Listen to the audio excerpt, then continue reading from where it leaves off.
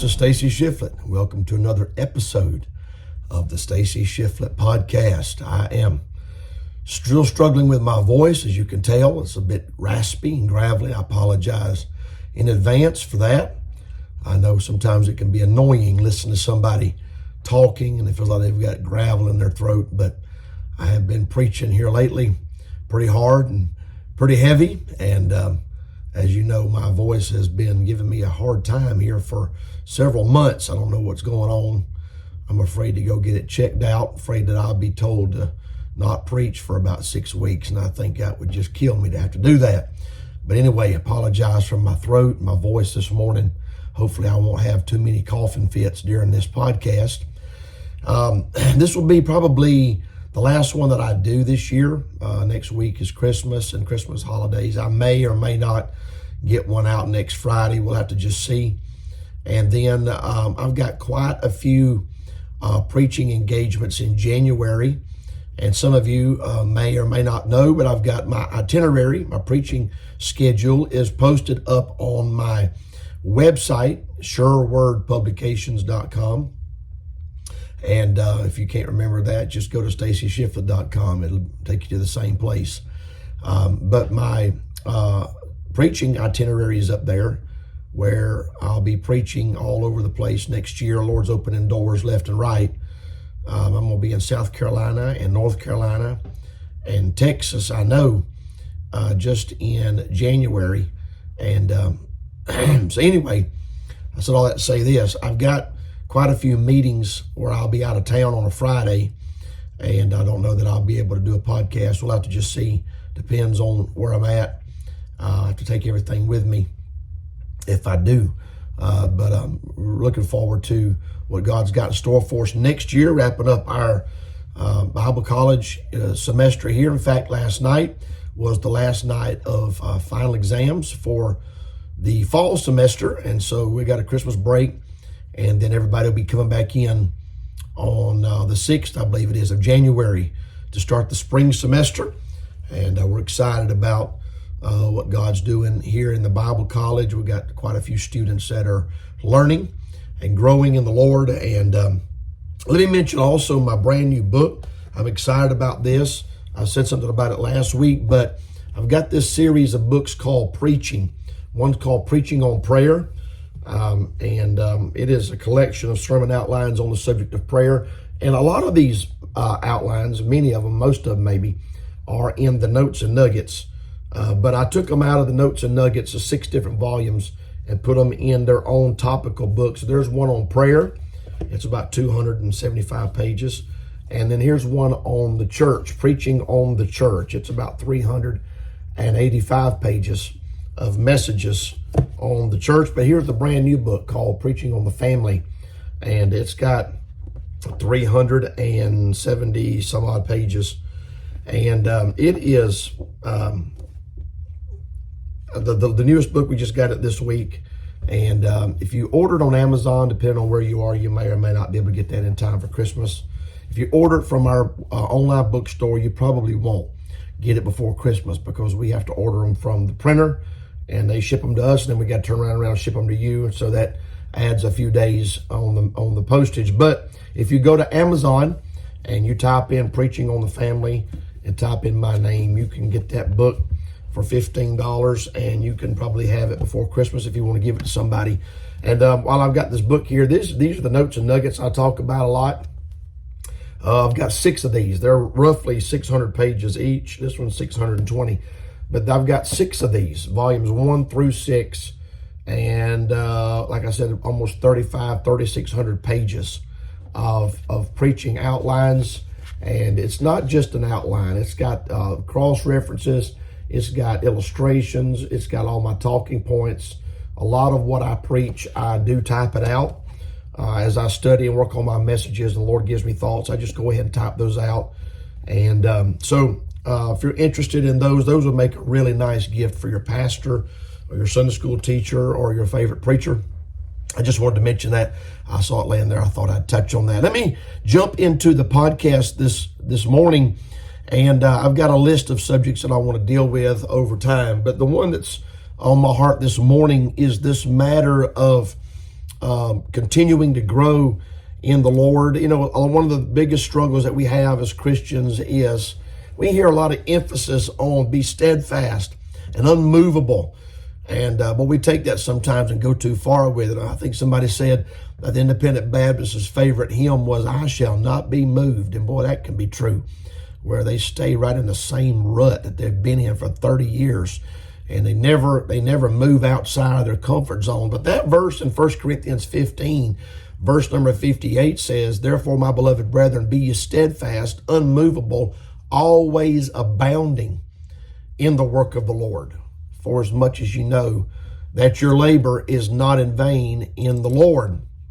And I'm sitting here on my laptop looking up the meaning of that word abounding, and it means to go above and beyond, to exceed a fixed number of measure. That's what it literally means.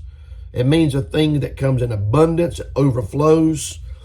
And I think what we've got, to be honest with you, in many of our churches, many of our homes, we've got a lot of Christians, we've got a lot of preachers. I'm going to say this because I are one. We got a lot of pastors and preachers that are scared of learning curves. I made the statement the other day in a staff meeting. I said, seems like every time I turn around, I'm having another learning curve. There's something else that I'm having to learn how to do. Excuse me. I'm having to broaden my horizons, as it were. And I just want to take a few minutes this morning. I actually got in here early this morning, jotted a few things down. I actually had to stop because the list was getting a little bit ridiculous of thoughts that were coming to me about this idea of learning curves. And by the way, this can be pertaining to a wide variety of aspects. It can deal with your home, in your marriage. We got folks in our church that just got married, and their learning curve right now is what it means to be a husband or what it means to be a wife. And it's a whole new ball of wax that they got to figure out, and they've got to learn it. The Bible says for a husband to dwell with his wife according to knowledge. That means you got to do some research. You got to study that woman. You got to figure her out, find out what makes her tick, and so that you can satisfy her needs and meet her needs and fulfill her and be the husband that God would have you to be. You can't just throw your hands up and say, "I can't do this." You have to learn it. You've got to grow. You've got to expound. You've got to expand in that area. And having children, couples have children, and all of a sudden their whole world's turned upside down. And someone said that baby didn't come with an owner's manual. I said, well, actually it did. It's called a Bible. But I understand what you're saying. There's not much in the Bible about burping and colic and feeding habits and nap times and all those things. And but the learning curves that we face many times in our life will define who we become and the effectiveness in our role as a husband, a wife, a parent. Your children grow, and as they grow, their needs change. How they need to be parented and how they need to be guided and taught and how you relate to them, that changes. It doesn't stay the same when they're 2 years old as it is when they're 12. And then when they become 20, you've got to grow. You've got to stay in front of that thing. And so there's constantly learning curves in the home, with the parenting and the marriage. There's obviously learning curves in the church as new people come in, as God begins to open doors and broaden your horizons. There are multiple opportunities for the church to grow. Well, the pastor has to grow. Pastor should be out front, actually.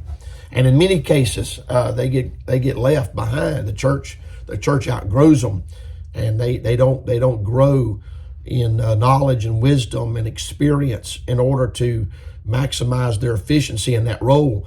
And the ministries of the church.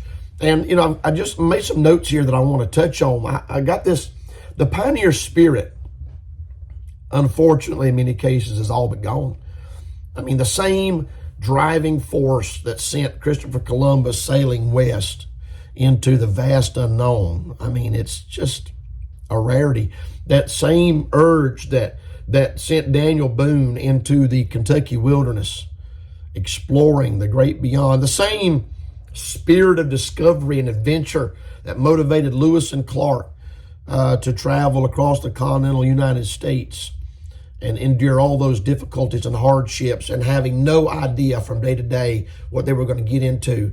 That spirit of adventure and desire to expand your horizons and grow, it's all but gone. You know, and I preached a message a couple of years ago. I've preached it off several times. Enlarge my coast. A prayer of Jabez, enlarge my coast. Well, to do that, you got to be willing to move out of your comfort zone. That's just all there is to it. And we got too many people, especially pastors and leaders, that are settled on their lees, and they've become stagnant. They have no vision. They've lost their vision. They've lost their desire to grow. And, the truth of the matter is most people's limitations are self-imposed. And everybody has limitations, but you can, with purpose and with effort and desire and with God's touch and God's help, obviously, you can exceed those limitations. And a lot of people live in a prison of their own making. They have been locked in the same place. They got the same thoughts, same mindsets. Preachers get up in the pulpit, tell the same illustrations. There's nothing fresh. There's nothing new. The thought of that just scares them to death. And I made a list of things that God might want you to do, but you're going to have to deal with a learning curve in order to do it. It could be something as simple as writing a blog. It could be something as elementary as just improving your study methods or change the way you get up a message. I get phone calls from time to time, and some of them are either from older preachers. Some of them on up in their 60s say, how do you get up your messages? I love the way you preach. I love the way you deliver a message. I'm not saying I'm great. I'm just saying this is what they're telling me. And I'm thinking to myself, I'm pretty impressed by the fact that here's a guy that's been preaching for 30, 40 years that is wanting to reinvent or better himself in the pulpit. I mean, it's not an easy thing to do. And you get settled in, you get your own style, you get your own way of studying, you get your own way of getting up messages. But there may come a day when the Lord lays it on your heart to do something different, do something better, be a more effective communicator, be a more effective pastor and preacher. And man, there's still a lot of preachers get up in the pulpit. They got a couple little words scribbled down on a napkin, and they get up and shoot from the hip for 45 minutes. Well, you might can do that if you're preaching somewhere that they've never heard you. But if you're preaching to the same people every week, if you're not careful, you're going to settle into a rut, and you're going to say the same thing over and over. So you may need to experience a bit of a learning curve in changing the way you get up your messages and work on how you preach, how you deliver. You say, well, I mean, the way I preach, that's just how I preach. Well, if it's not effective, you can change that. You have the power to change that. I tell our Bible college students, go back and listen every time you preach. Watch it. If it's on video, if it's on live stream, go back and watch it. Critique yourself. If you cringe, probably somebody else is cringing when you were saying it. So say it better, do it better, communicate better. Eliminate all these little nervous tics and mannerisms like jiggling change in your pocket or whatever, thumping on the pulpit and do a little annoying things that distract from what you're trying to say. You say, well, that's how I've done it for years. Yeah, but if you want to improve, maybe you need to face a learning curve. I'm just giving you some practical examples here. It could be learning an instrument. A lot of times people say, I wish I could play the piano like you, Brother Stacey, and I'm not that good. In fact, I'm pretty basic, honestly. I can't even read music. I just learned some stuff as a kid. But I say to them, I said, if you want to learn an instrument, learn it. But you're going to have to sit down at the piano, and you're going to have to deal with that learning curve. And sometimes it's straight up. I mean, that learning curve is straight up. You're endeavoring to do something you've never done before. You're embarking on a journey. You don't even know where you're going to end up. But hey, don't be scared of learning curves. Play an instrument. Learn to play an instrument. A lot of times I get emails and phone calls, Pastor Shiflett, I'm thinking about writing a book. I just don't know how. I was like, yeah, nobody knows how. You're not born with the knowledge of how to write a book. You got to learn how, and you got to figure it out. And there's a whole lot to it, a lot more to it than most people realize. But hey, you got something on your heart you want to share, write a book. But yeah, there's a learning curve, a big one. And I've been writing them for years, and I still face learning curves. Maybe you want to take all your messages like I did here with the Notes and Nuggets. You want to take maybe a series and you want to turn it into a book, go for it. It's not going to do it by itself. You got to do it. You got to have that drive. You got to have that desire, but you got to overcome that fear of that learning curve. What about writing songs? I started writing songs as a teenager, and our family recorded them. I think the first song I ever wrote was entitled Perfect Sacrifice. Our family made a cassette tape back in the late 80s, I think it was. I can't remember, late 80s, early 90s. And I wrote a song entitled Perfect Sacrifice. And, we recorded it and we put it on the radio, and it went to number 14 on the radio station there in Atlanta, WGUN. And I remember sitting there right down the road in the car, listening to myself or my family on the radio, singing a song that I wrote, that we recorded in the recording studio, and I played the instruments, and I was barely 20 years old. And I just thought, a lot of people could do things if they wasn't so afraid, just terrorized at the thought of a learning curve. Do something, learn to do something new. I hadn't written a song in a while, but I've written a number of them, and they're a blessing. Our choir sings some of them. Our family sings some of them.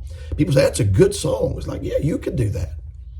You could do, oh, I could never do that. Well, you could. If you wanted to bad enough, you could write songs, do a podcast.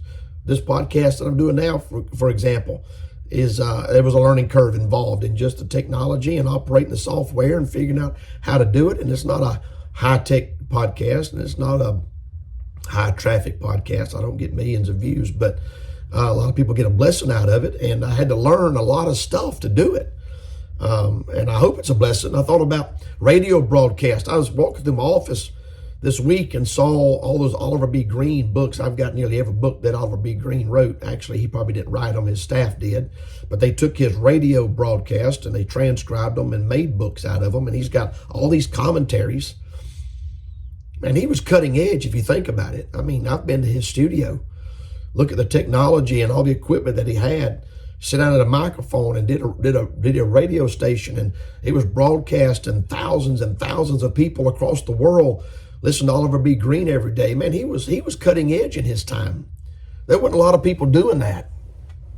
I mean, that was just thinking outside the box. And look what God did with Oliver B. Green, a man that wasn't afraid to do something new and do something that everybody wasn't doing.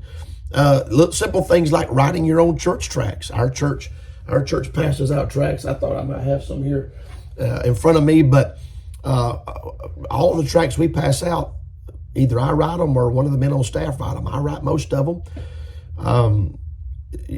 People's always looking for good tracts. Write one. Sit down and write one. It's not that hard. I started writing tracts in Africa in 2001. Our family landed in South Africa. It was about 6 weeks, 2 months before we got our container with all of our furniture. We sat around in an empty house every day. I got stir crazy. And I jumped on my computer. I wrote 3 gospel tracts, took them down to a local print shop, had about 10,000 printed of each, started passing out tracts. And we passed out tracts the whole time we was there. And nearly every tract I passed out was tracts I wrote. And it's a little bit of effort, a little bit of time, but you figure it out. I'm talking about learning curves. Learning to do little simple things like graphic design. I get emails and phone calls like, man, what kind of software do you use for your thumbnails on YouTube and your PowerPoints for your messages? And you're talking about learning curve. There's another learning curve. Buying the software, learning how to use it. And I used Adobe Photoshop, and there's a book about that thick called Photoshop for Dummies.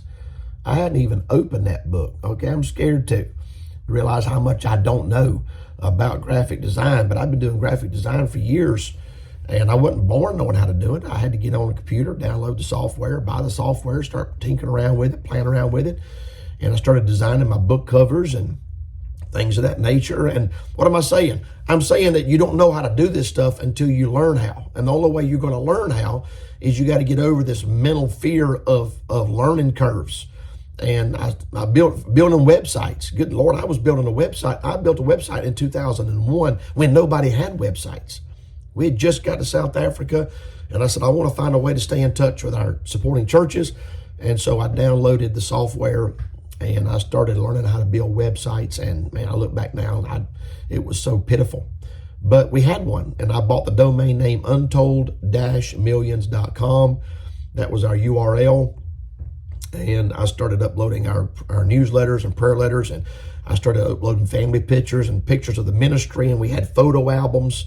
In 2001, 2002, man, I mean, we were cutting edge. There was hardly any missionaries that had websites. And I don't know how many missionaries I built websites for when I was in Africa, everything else I was doing. They would say, man, your website's amazing. Can you build me one? I was like, well, yeah.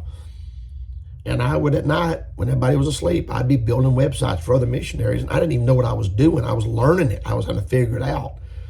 And I told them, I said, you can do it. I can do it. I don't know how to do it. I was like, well, I don't know how to do it either. I'm learning. But we built a website that God used it. We was getting anywhere from 500 to 800 hits a day on that website in the early 2000s. And we watched our support just continue to grow. Churches were taking us on because they saw our website. And God used that to grow our support. God used that to grow our influence. But I didn't know anything about it. I didn't have a single person to ask. I didn't have a single person to sit down with me and show me how to click on stuff and how to do it. I just had to figure it out. And it was a learning curve. But I learned how to do it. And I'm glad I did. God used it. Implementing new ministries in your church is going to require a learning curve. We just started a Spanish ministry.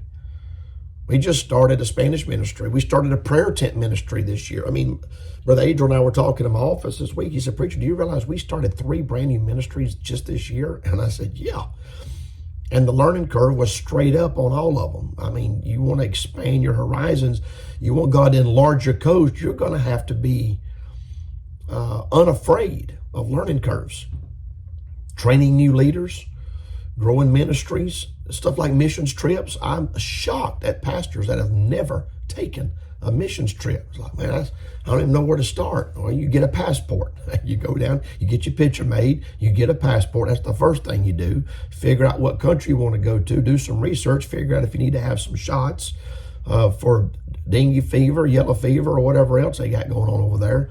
And you start planning it, and you buy your tickets, and you organize your trip with your missionaries, and you say, this is what I want to do when I'm there, and when's a good time to come. And it's a learning curve. Once you've done it a time or two, then you're over that. But what I'm saying is a lot of ministries, a lot of preachers, a lot of Christians live in the same little old tiny comfort zone their whole life because they are afraid of learning curves. John Maxwell calls it the law of the lid. He says, if you hit the lid, that is just your natural limitations. Once you've hit that lid, you've maxed out your effectiveness and your ability to grow. The only way you can grow is you got to raise that lid, and you've got to be the one to raise that lid. Nobody else can do it for you. It's a desire in your heart. It is many times it is a mindset and a mentality that you've got to overcome and say, hey, I'm not going to live the rest of my life in this little box that I've built for myself. I'm going to grow. Let me just give you a couple of words here. These are 3 words I jotted down. I like to do stuff in an outline format. You know me, I like to alliterate. The first thing I thought about was the barriers. And the fact many times that there is a learning curve. In and of itself, that becomes a huge deterrent. You say, man, no. And that's because most people are so comfortable in their comfort zone that the thought of doing something they've never done before, in and of itself, just that is a deterrent. And it's a hurdle that they've got to overcome. And it could be a variety of things. It could be low self-esteem. I mean, a lot of people's favorite phrase is, I can't. Well, I can't never could. You got to stop saying I can't and say I want to, I just don't know how. Eliminate the hurdle of your inability. And with all due respect, it's not your inability that's the problem. It is your ignorance. I'm not saying it in a negative way. You just don't know what you're doing and you don't know how to do it. Well, the only way to overcome the obstacle and the hurdle of ignorance is figure it out. Figure it out, learn it. James said, if any of you lack wisdom, let him ask of God, who giveth to all men liberally and upbraideth not. Some things requires just a supernatural infusion of God's wisdom, and some things just takes doing the hard work and the homework of reading, studying, researching, figuring it out. All right. So low self-esteem could be a problem. Laziness is usually the biggest problem, where this is too much work. It's too much trouble. Well, I don't feel like doing it. Well, that's just a lazy problem. And that's a problem in and of itself. It could be low motivation. I want to write a book. How bad do you want to write a book? You want to just keep saying that? Do you want to just keep talking about it? Or can you look far enough down the road and see the end results and let that be a motivation to stir you out of your, lackadaisy stage and say, okay, I'm going to do this. I'm going to do this. And so a lot of times there are barriers that you've got to overcome. And it could be low self-esteem. It could be laziness. It could be low motivation. It could be low information. You don't know enough about it. Well, find it. Ask questions. Learn. Research. Ask Siri. Google it. Get on YouTube. Figure it out. There are ways to overcome that. All right. You can learn to change the transmission in a 1985 Chevrolet pickup truck. There's videos on it. Okay. There's books at the store.